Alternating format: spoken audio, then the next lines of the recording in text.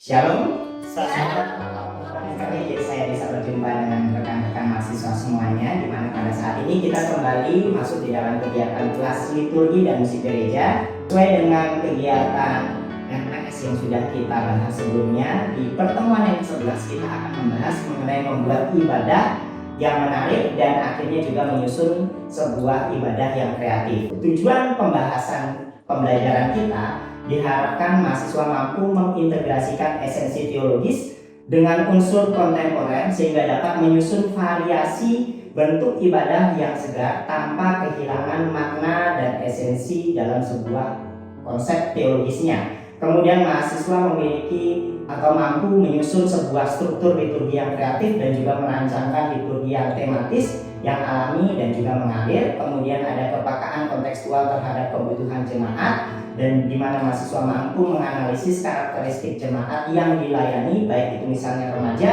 ibadah pemuda, kaum dewasa, dan lain sebagainya sesuai dengan konteks yang saat itu sedang dilayani. Kemudian ada kecakapan berkolaborasi dengan tim musik. Oleh sebab itu masuk kepada materi di mana kita akan belajar untuk bisa membuat ibadah menjadi baik, maka harus diperhatikan ketika kita akan mempersiapkan liturgi, maka kita harus sadar liturgi adalah sebuah tata cara peribadatan di dalam gereja, ya, di mana ada unsur-unsur liturgi, ada urutan dalam liturgi, di mana liturgi yang baik harus mendukung suasana ibadah hingga akhirnya berkenan di hadapan Tuhan. Jadi bukan hanya bicara tampil di depan, tetapi bagaimana apa yang kita kerjakan di dalam pelayanan liturgi bisa berkenan kepada Tuhan. Oleh sebab itu ketika kita sebagai seorang liturgos harus mempersiapkan diri dengan sebaik mungkin, di mana pemimpin ibadah adalah pemimpin yang akan bertanggung jawab untuk mengatur, memutuskan segala hal yang berkaitan dengan ibadah yang dia pimpin. Di mana tanggung jawab seorang liturgos, dia harus sadar bahwa tanggung jawab utamanya adalah kepada Tuhan, oke? Di mana dia bukan bicara soal bekerja memberikan waktunya saja, tetapi harus ada pengabdian dirinya, ya. Dia harus juga bisa memikirkan bagaimana waktu latihan, kegiatan dan memberikan bakat yang sudah Tuhan karuniakan dengan baik di dalam pelayanan yang dipercayakan. Namun tidak hanya kepada Tuhan, tetapi juga ada bagian yang harus dipahami tanggung jawabnya kepada gereja, di mana dia bertanggung jawab untuk menjaga kebenaran dari setiap pesan lagu yang dipilih. Selain itu juga ada tanggung jawab menjadi fasilitator dalam perjumpaan antara jemaat dengan Tuhan. Makanya tadi materi sebelumnya kita belajar tentang yang namanya penghambat pelayanan, salah satunya adalah dosa. Kemudian ada bagian yang lain juga, seorang liturgos harus bertanggung jawab dalam hal teknis dan juga manajerial komunikasi tentang yang namanya memimpin tim musik yang ada. Jadi harus punya kepekaan dan kemampuan dengan pelayanan musik. Kemudian ada tanggung jawab pastoral, di mana kita harus mempersiapkan hati antara umat dan juga diri sendiri. Kenapa? Karena nanti ada bagian ketika kita melayani, kalau hati kita tidak beres, tidak berkenan di hadapan Tuhan. Oleh sebab itu, dalam tanggung jawab memimpin, kita harus sadar bahwa kita mengerjakan tugas sebagai pemimpin ibadah yang baik. Kita harus mempersiapkan dalam pelaksanaan dan juga harus siap melaksanakan evaluasi. Sama seperti yang sudah kita bahas sebelumnya, di mana kita akan ada evaluasi tujuannya untuk memperbaiki apa yang salah dan kita lebih baik di dalam praktek pelayanan liturgos selanjutnya. Selain itu juga kita mempersiapkan jemaat untuk masuk di dalam hadirat Tuhan. Kita dituntut untuk bisa menciptakan suasana surgawi, ya, di mana suasana itu diciptakan karena ada kelayakan kehidupan kudus yang dimiliki oleh seorang pemimpin liturgos. Karena itu kualifikasi seorang pemimpin ibadah yang pertama harus disadari ada aspek kerohanian, ya, bukan bicara soal keterampilan saja, tetapi ada bagian kerohanian yang menjadi hal yang penting, di mana memiliki kerohanian yang stabil, yang artinya dia memiliki hubungan secara pribadi dengan Tuhan. Ya, jadi bukan hanya bicara tampil baik, tetapi bagaimana membangun hubungan yang intim dengan Tuhan. Kemudian memiliki hubungan yang kudus. Ya, jadi kehidupan yang kudus yang berkenan di hadapan Tuhan. Itulah ibadahmu yang sejati. Bahkan kalau di dalam konteks Alkitab di Perjanjian Lama, kita bisa temukan baik di dalam Mazmur itu bicara soal seorang pemimpin tidak boleh hidup di dalam kecemaran. Di dalam konteks Nehemia kita bisa temukan juga bagaimana umat Allah yang melayani di bait Allah adalah orang-orang Lewi, artinya orang pilihan. Dan ketika nanti kalian memimpin di dalam konteks liturgi, harus ada kesadaran bahwa saya adalah umat pilihan Tuhan, maka tanggung jawab saya harus melakukan yang terbaik untuk Tuhan. Kemudian ada bagian di mana kita memiliki kehidupan yang harusnya menjadi berkat. Ada faktor yang lain yang harus diperhatikan, yaitu faktor ruang, di mana seorang pemimpin ibadah akan menjadi pusat perhatian. Jadi misalnya kayak saya tampil di depan sini, misalnya saya tampil berdiri begini, saya yakin kalian semuanya lihat saya, baik dari rambut, baju, celana sampai kaki semuanya akan dilihat. Gerak-gerik kita akan diperhatikan. Nah, ini menjadi bagian yang nanti kita harus perhatikan juga ketika sebagai seorang liturgos. Makanya dalam prakteknya faktor eksternal jangan berpakaian yang berlebihan, cincin yang terlalu gaya dengan banyak sekali mungkin kayak beberapa artis di luar cincinnya banyak dengan gaya angkat tangan, kalung dengan sedemikian rupa, rambutnya mungkin dicat pirang-pirang gitu kan. Itu bukan sesuatu yang baik sebagai pelayanan di dalam ibadah. Kita harus memperhatikan bagaimana gerak-gerik tubuh kita, bagaimana penampilan kita sehingga semuanya bisa berjalan dengan baik, karena itu juga mempengaruhi orang yang akan melihat kita di depan. Selain itu, ada bagian yang namanya faktor di dalam, di mana seorang pemimpin ibadah harus dengan penuh kepercayaan. Orang yang ditugaskan sebagai liturgos seringkali penuh dengan kekhawatiran, penuh dengan kecemasan. Nah, di dalam konteks ini kita harus sadar, ketika kalian dipilih untuk menjalankan tugas, maka ada bagian yang harus kita sadari bahwa di luar sana mungkin ada yang lebih hebat. Tetapi ketika saya terpilih untuk memimpin pujian, maka Tuhan memakai siapa? Saya.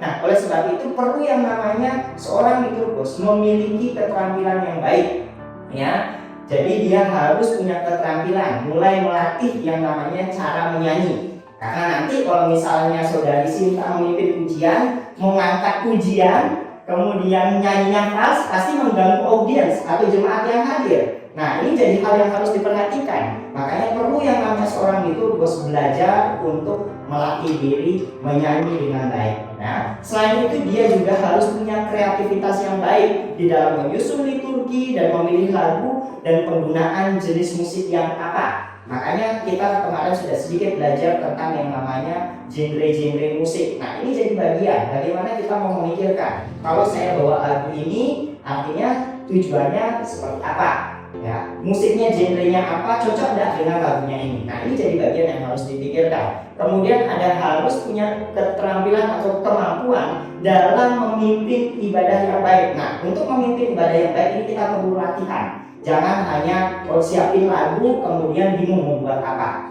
Harus ada tahu tujuannya. Makanya kemarin kita belajar tentang yang namanya menentukan lagu harus sesuai dengan tema ibadah. Jadi gak asal pilih, oh aku suka lagu ini, kemudian saya bawa lagu ini. Enggak, harus tema ibadahnya apa, kemudian tentukan lagunya apa yang berkaitan. Kemudian ada bagian di mana kita harus belajar bekerja sama dengan tim, karena kita bukan bekerja secara sendiri atau individu. Ada tim musik, tim multimedia, misalnya juga ada soundman, itu menjadi bagian tim di dalam praktek pelayanan. Jadi jangan hanya berpikir oh ini tugasku saja. Kita harus bekerja sama dengan tim yang ada. Kemudian ada bagian di mana kita belajar juga untuk membuat liturgi bisa menyatu dan mengalir. Nah, ini perlu yang namanya pelatihan.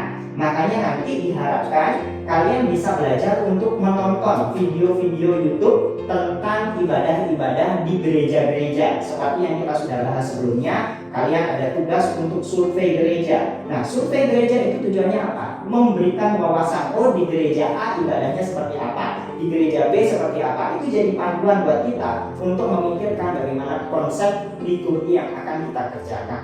Kemudian belajar juga menyanyikan lagu dengan baik yang benar. Makanya nanti seorang liturgos ketika kalian memilih lagu yang kalian pilih harus dihafalkan. Lagu yang hafal saja bisa saja lupa waktu sudah tampil di depan, apalagi kalau kita nggak hafal, kita nggak tahu. Ya, jangan gara-gara tren lagu ini kita belum hafal, udah kita bawa supaya kelihatan modern. Nah, sesuaikan. Kalau belum hafal sungguh-sungguh, lebih baik cari lagu yang kita sudah hafalkan. perhatikan bagaimana penampilan. Tadi saya sudah sampaikan di awal. Kemudian jangan menyuruh jemaat selalu sering berdiri atau mungkin duduk. Kita harus tahu kenapa jemaat berdiri, kenapa jemaat harus duduk. Nah, ini jadi bagian yang harus kita pikirkan. Kemudian kita harus tahu tanda nada lagu yang dinyanyikan. Kemarin kita sudah belajar coding di dalam memimpin lagu. Satu itu apa? Bait. Dua, ref. Tiga, bridge. Kalau yang begini, ending. Oke. Kalau begini, medley. Kalau begini, ada naik. Nah, itu jadi bagian untuk kita belajar. Jangan terlalu banyak bicara di dalam memimpin ibadah, tetapi juga jangan terlalu hanya menyanyi saja. Kemarin kita sudah belajar yang namanya bridging. Bridging itu adalah sebuah kata awalnya atau sebagai kata pengantar sebelum menyanyikan sebuah lagu. Jadi kita harus kasih tahu kenapa kita mau menyanyi lagu ini jadi bagian. Kita pikirkan kata-katanya baru masuk kemana lagunya. Ini jadi bagian. Tapi juga jangan terlalu panjang di dalam memberikan komentar. Ini harus diperhatikan.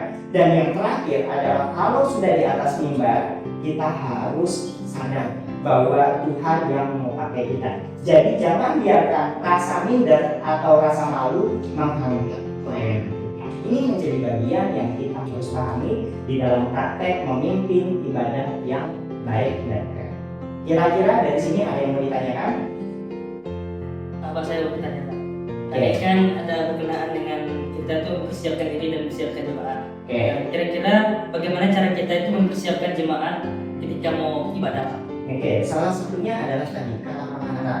Ketika ibadah mau dimulai, kita harus tahu susunannya. Misalnya saat teduh, itu kita yang memandu karena kita sebagai pemimpin ibadah, kita bilang, mari sebelum ibadah dimulai, kita akan saat teduh sejenak supaya nanti jemaat mengambil waktu untuk berdoa. Kemudian bagian ketika kita mau memimpin jemaat misalnya untuk masuk di dalam liturgi penyembahan. Nah, ini juga menjadi bagian kata pengantar yang kita mau sampaikan. Kenapa kok masuk pada penyembahan? Ingat kemarin sebelumnya kita belajar tentang yang namanya penyembahan adalah ucapan syukur kita kepada Tuhan. Sehingga ketika kita mau bawa mereka mengucap syukur, kita bawa perkataan. Misalnya, kita percaya bahwa semuanya mengalami kebaikan Tuhan dari hari lepas hari. Karena itu mari kita bersama-sama memberikan waktu kita, ucapan syukur kita kepada Tuhan karena Dia sudah melakukan yang terbaik. Mari saya undang jemaat untuk berdiri dan mari kita menaikkan pujian. Apa? Nah, itu contohnya. Itu jadi bagian yang akan membawa jemaat bisa tahu kok kita mau melakukan ini karena apa. Nah, itu jadi bagian salah satunya. Oke, saya pamit. Terima kasih. Terima kasih.